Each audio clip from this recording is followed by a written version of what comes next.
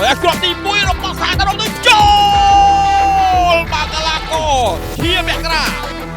ជាមករាពេលលេខ7បាទរកមួយគ្រាប់បាទលោកស្ដាច់ទីលើក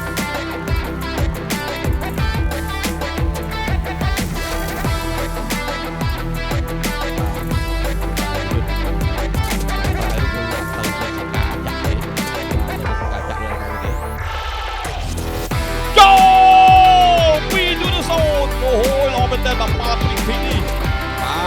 កីឡាករលេខ21ហើយ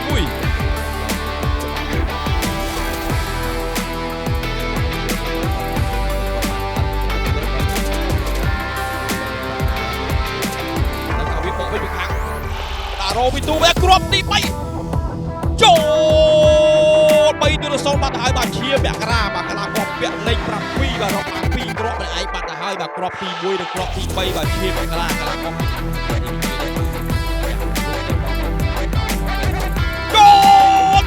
សូនបាត់ហើយកីឡាករលេខ17បាទរ៉េនសុភ័ក្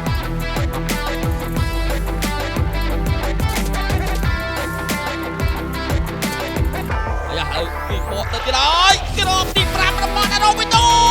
ចូលបាក់សារាយបាក់សារាយបានមកគ្រាប់ហើយកីឡាករលេខ19បាទ